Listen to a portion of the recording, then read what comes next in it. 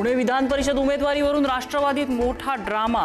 विक्रम काकडे यांना उमेदवारी दिल्यामुळे राष्ट्रवादीत नाराजी। काकडेंसह आता सुनील टिंगरेंनी सुद्धा भरला उमेदवारी अर्ज।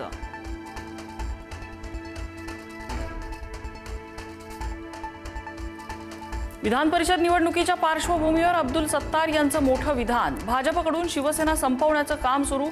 शिंदेंचा ममता बॅनर्जी होऊ शकतो, सत्तारांचा भाजपवर निशाणा।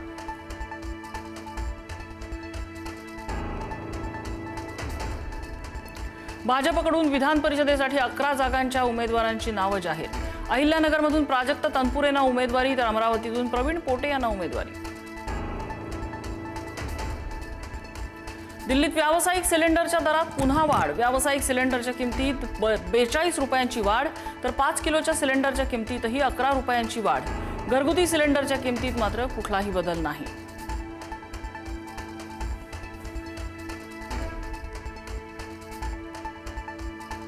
कच्च्या तेलाच्या किमतीत पुन्हा वाढ। किमतीत 2% वाढ झाल्यामुळे प्रति बॅरल किंमत $93वर।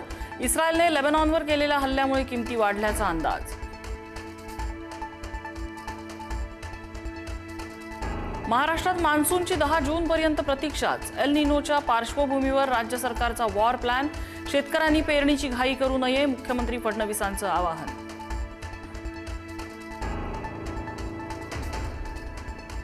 राज्यात मान्सूनपूर्व पावसाची दमदार हजेरी। साताऱ्याच्या खटाव तालुक्यात गारांचा पाऊस। रस्त्यांना नदीचं स्वरूप। अहिल्यानगरमध्ये सोसाट्याच्या वाऱ्यासह दमदार पाऊस। झाडं आणि विजेचे खांब कोसळले।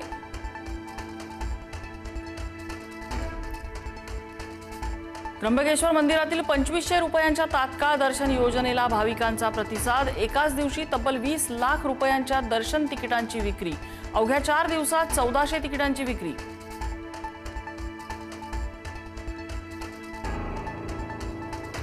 खासदार संदीपान भुमरे यांच्या निवासस्थानी चोरी।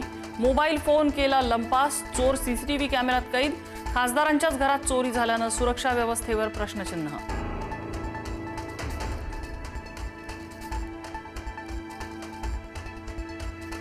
केदारनाथ यात्रा तात्पुरती स्थगित। उत्तराखंडमध्ये मुसळधार पाऊस आणि तीव्र वादळाचा ऑरेंज अलर्ट जारी केल्यानं निर्णय।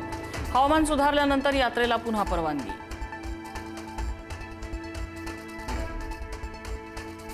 ऑपरेशन सिंदूरमुळे जगात भारतीय शस्त्रांची मागणी वाढली।